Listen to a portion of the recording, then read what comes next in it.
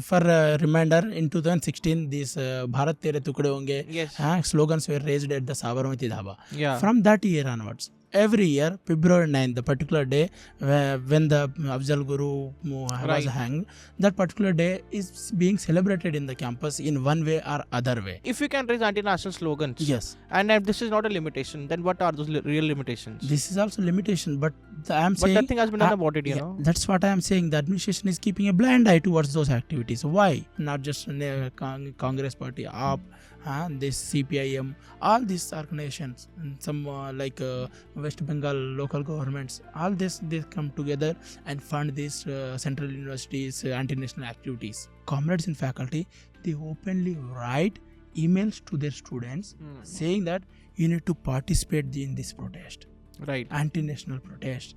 In 2019, when there is fee hike movement is happening, they openly wrote mails to all their students saying that you need to participate this anti-national protest happening at the JNU administration. Change the name, because Jawaharlal Nehru was himself very much anti-Hindu and anti-national.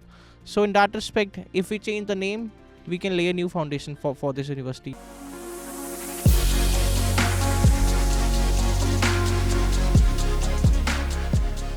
Hello guys, welcome to the Jay and Bharat show, and today we have with us President of ABPB JNU, Umesh Chandra Ajmeera.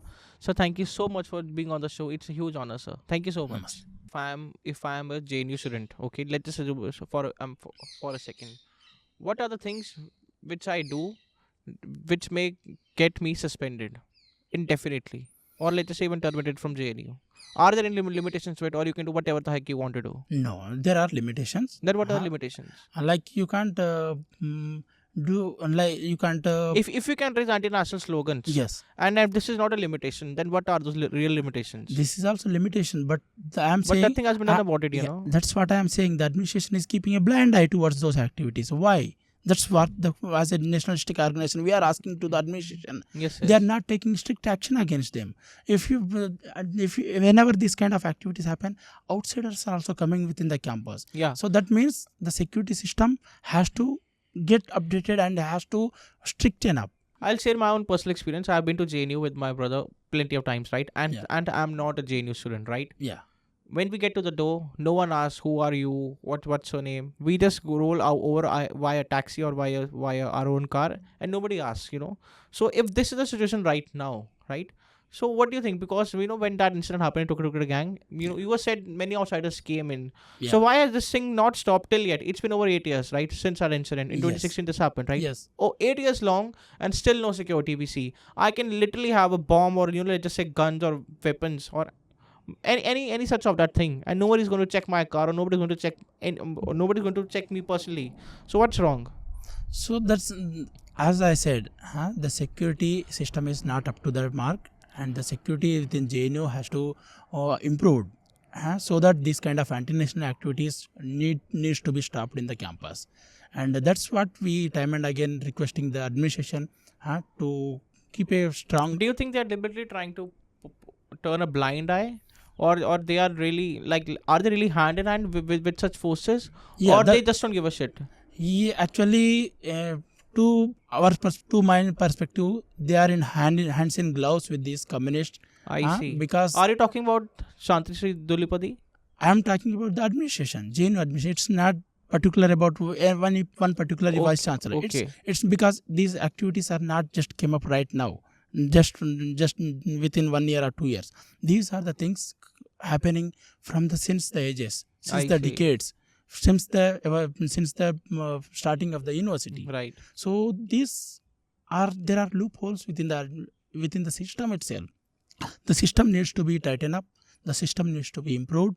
The administration, the whole administration, and not just one vice chancellor. It's just a matter of 2 years. She came out. Right. She came 2 years. Yeah. This Tukde gang Nara, these slogans happened long back. Right. So these things are repeatedly happening within the campus. So, sir, there have been many leftist historians or professors running inside JNU, right? So, you know, there is a name of Nivedita Menon. Yes. She has been a very active force against the nation, I would say so. Yes. And also there are many historians like, I forgot, Ram Lalla. Yeah. So, is she still having some influence over JNU? Yes, they I are see. still having influence over JNU. When it comes to Nivedita Menon, I myself had a paper of her I during see. my master's I year. see. For the viewers, I would want to make them aware of the fact that Nivedita Menon is a current JNU professor who was a very key force in instigating students for inciting violence in the campus, and also wants Kashmir to be annexed from India. Yes, Yes, sir. I can share my personal experience as a student of her. Right, right, When I was in master's first year, I had to take her paper, and in those class, she doesn't teach anything which is nationalistic in nature. right. She goes against the marriage system. She goes against the nation actually. She tilts the whole India's map and says that this is not how you should look the nation. You should look from different perspective. Jammu Kashmir, how she gives a different anti-national perspective actually, and she indoctrinates slowly to the student's mind. She doesn't come up with as a whole at the one in one class, one instant. She slowly brainwashes the students, and students won't realize that they are being brainwashed. So the students have to understand. When someone is guiding you, when someone is teaching you something, one has to aware, aware that whether they are guiding you in proper way or in wrong way. Is there been an inquiry over her? Over a conduct over the years? As per my knowledge, there are many cases pending against her.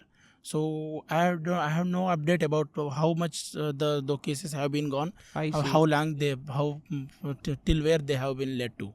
But there are many cases against Nivedita Menon and other anti-national professors within the Yeah, campus. I see. Yeah. Sir, my personal opinion of JNU, I have met many professors, at least 15 to 20. Most of them I found to be really, really good. Right? Writer specialty is nationalistic. So, sir, are you saying that only a very small fraction of professors or students are destroying the name of JNU? Because there are people like Anandranganathan, Yes. who is let's just say a national torchbearer for this country. Yes. The Yes. whole JNU is famous because of Anandranganathan, sir. Yes. Like, he's been such a pivotal force in the country. Yes. So there are professors like him as well, and Yes. then there are professors like Nivedita Menon. Yes. So, sir, what do you think? What's wrong with JNU? See, as I said, there are not every professor is a comrade, Yeah. but there are comrades in faculty, and as you mentioned, Ranganathan sir. Yes. So there are torchbearers of nationalism. That's why the JNU is changing. Yeah. There are professors as well as students who stands with the nation, and that's why the university is changing towards a better way. Can you give me a rough data? Let's just say how JNU was from for the past 30 to 40 years ago, from the past 10 years ago till present date.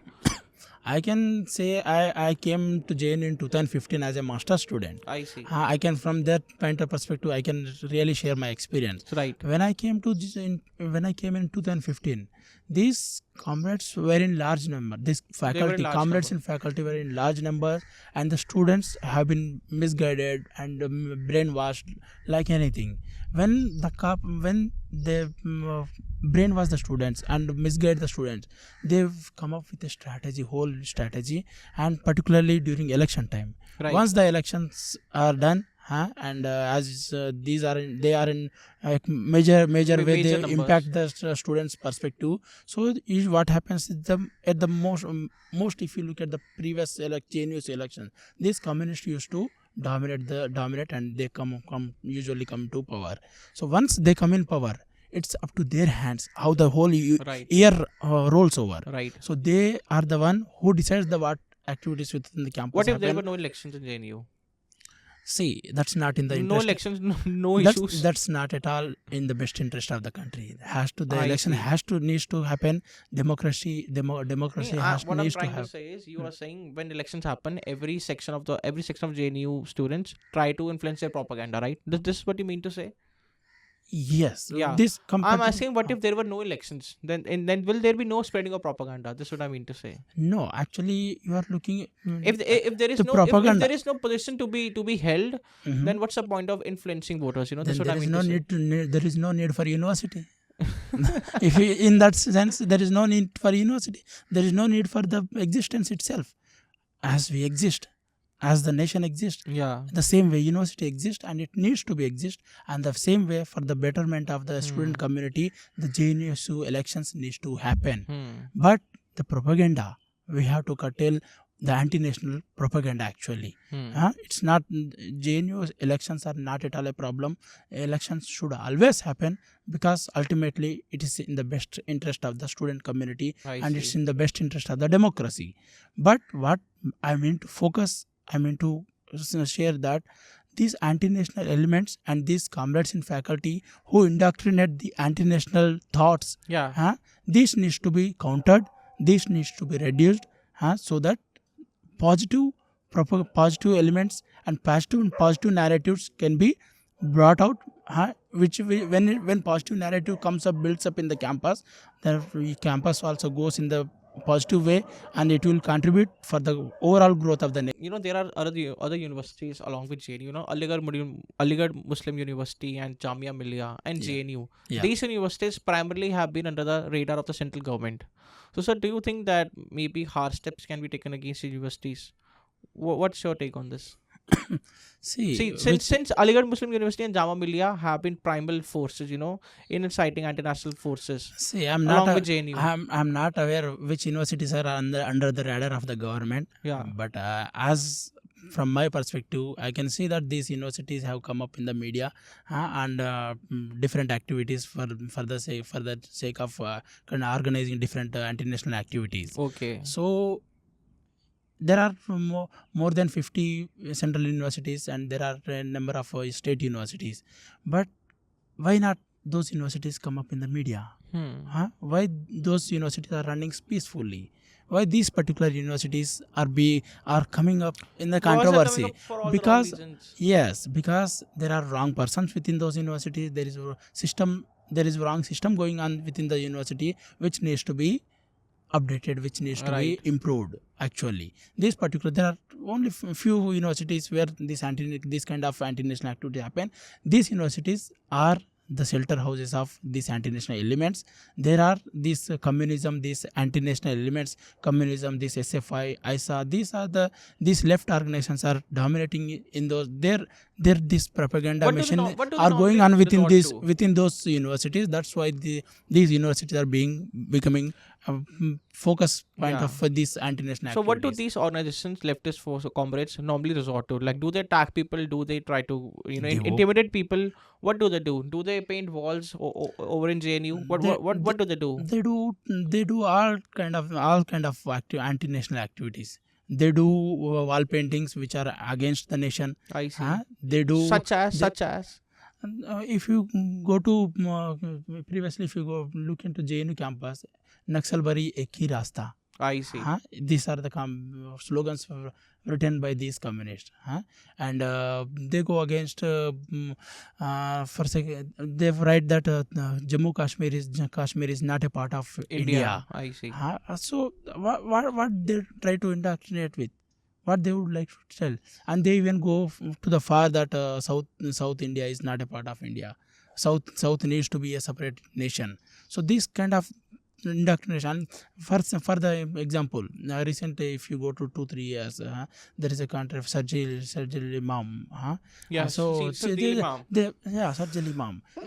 They say that the Northeast needs to be cut off from the from the India. Northeast India is part of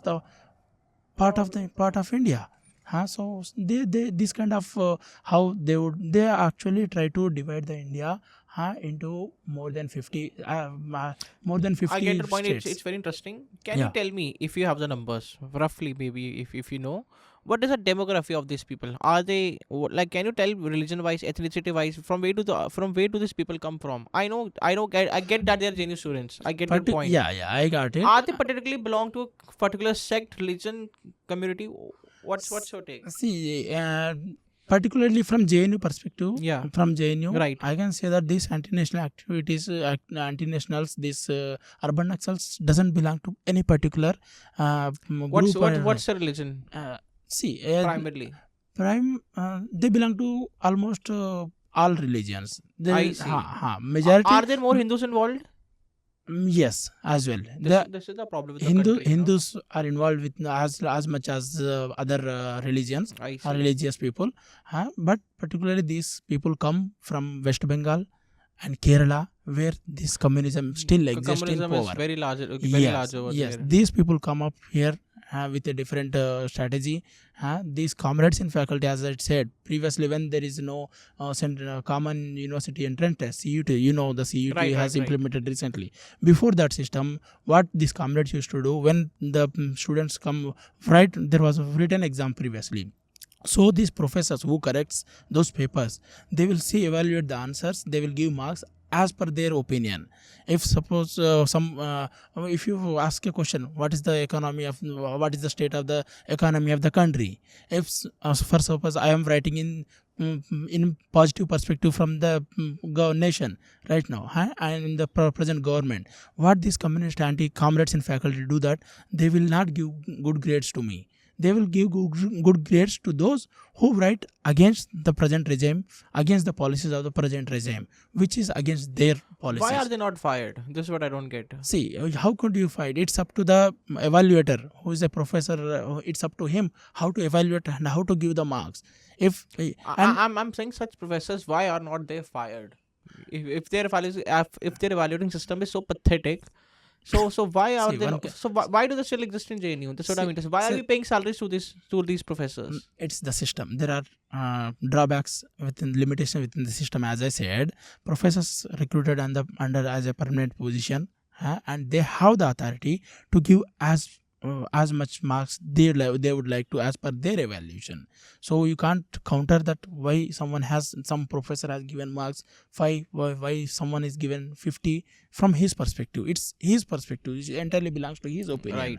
Right. But what as I earlier suggested, the system has to improve. That's why the CUET came up, Common University Entrance Test. The International Testing Agency came up, and from that time, the university entrance tests are conducted by NTA rather than the comrades in faculty.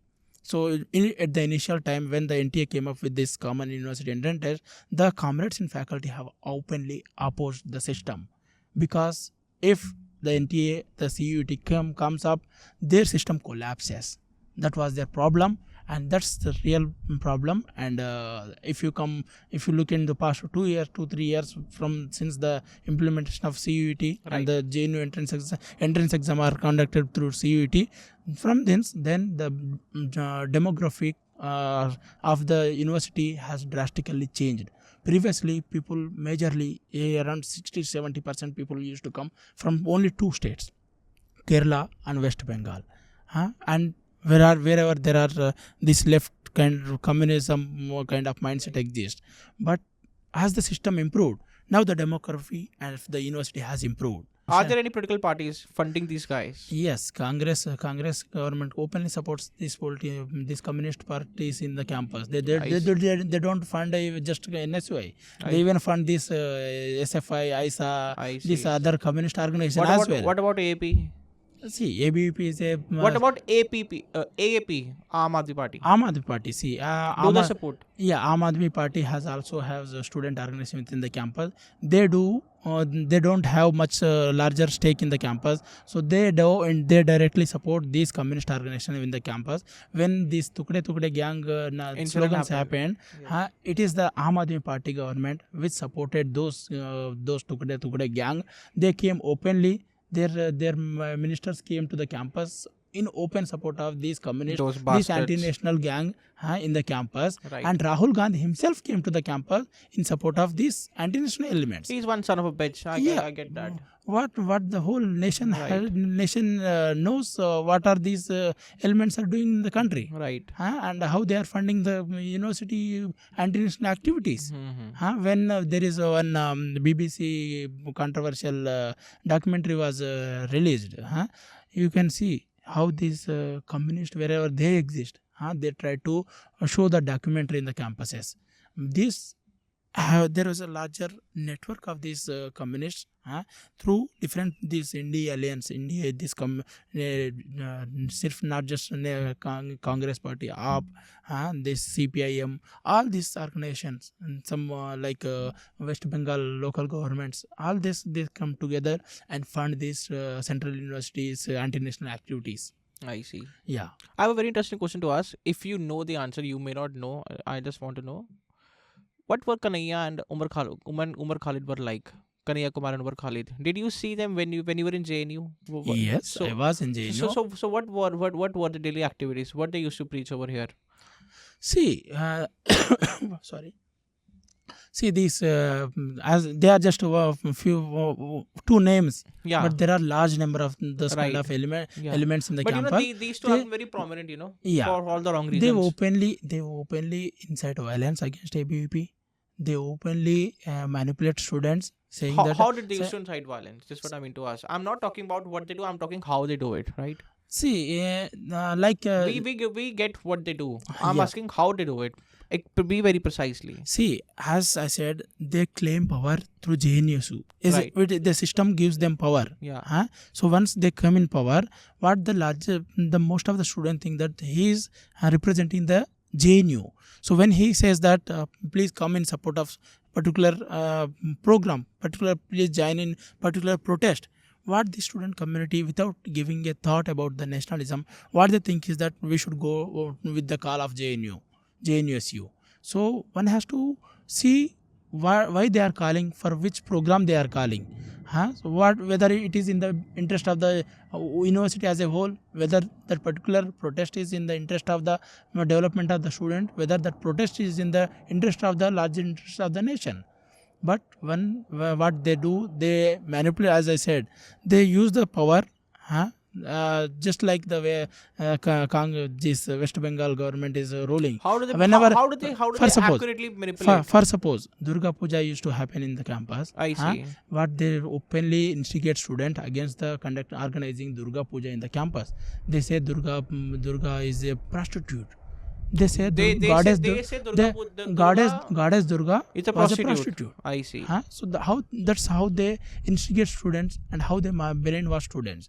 And students, they were what they do, 100, 10, 15 people, they have a large number, a bunch of these communists in the campus. Right. So they try to bring their classmates, friends along with them. Right. So ultimately, what you see that whenever there is anti-national activity happen, this I would like to say that this, as I said, comrades in faculty, they openly write emails to their students saying that you need to participate in this protest, Right. anti-national protest.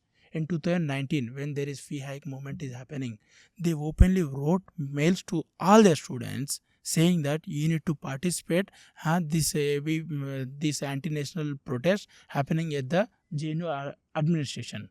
So that's how they block the system. Previously, the JNU administration, the protest used to happen majorly around the JNU administration block. But as the 2019 incident happened, the administration went to High Court. The High Court gave that within the 100 meters of the administration block, no protest should be happen. If someone protests within 100 meters, they can be put in jail. I see. So you can see the how tremendous pressure they used to put around the administration. When these around 100 to 250 people come in large number, they mobilize through, as I said, professors write mails to their student. Right. If student doesn't give attendance in the protest, they will fail those students, deliberately fail those students. Students know, but they are helpless. There is no one to help them. I see. How can the other professor can't give marks on behalf of different professor? And previously, this subject used to be, there used to be compulsory papers. When I come in master first year, there is no option other than we have to take those, for suppose 5 subjects. They are giving 5. We have to take those 5 subjects compulsorily. And we need to pass those 5 subjects compulsorily. If someone fails one subject, there is no one, even God can't save you. I see. So that's how the system. But now the system has changed. There are improvements, and there now even first year students, when master students come, they have options to leave. I see. So now the when one goes to seniors to take opinion, they can give the opinion that don't take this courses. These are better courses. This you can better help you in developing your skills Right. in your larger interest. So that's how the system needs to change. I want to ask you, what was the weather of JNU on the day of 22nd January when Ram Mandir was cemented in Ayodhya? What was the aura of JNU like? As I said, JNU is changing. Right. So previous in 2015, people, there are very few, only ABP karyakartas, activists used to come for the Durga Puja, Saraswati Puja, or this Indian Bharatiya culture and festivals. But now if you see, the JNU students are very in support of national Bharatiya culture. Right. Whenever there is Indian festival, they are joining in large numbers. Particularly when you are saying the Prana Pratishtha of Ram Mandir. Yes. The whole JNU was raised with the slogan of Ram Ki Naam. The whole JNU, everywhere you go, only Ram, the only slogan is Ram. Right. So, and there is a good to hear. We have had a Havan at the Sabarmati Dhaba, the same land where these anti-national slogans raised. So we had a Havan, and we had live screening of the Pran Pratishtha at Ayodhya, and then after that we had a march. We had a whole campus march in the name of Ram. So that's what do you call the particular? I am getting that word. So we had. From Sabarmati, we went to Chandrabhaga. From Chandrabhaga, we went to Kaveri to we went to till the main gate, and we celebrated the Pran Pratishtha of Ram temple in the Ayodhya. So the whole around more than 1,500 students joined that march. It's a very good thing. Big thing. Yeah. So that's, you can see how the university is changing. How the Indian if university is changing, it means the nation is changing. Previously, people even within the country, people used to feel shy to say that they are Hindus. Right. There was a time. Right. There used to be. There is still a time today as well at times. There was time even majority of people feel shy to say that they are Hindus. Right. And we are moving ahead with the concept of Vasudhaiva Kutumbakam. And the same way JNU as well is changing for the better.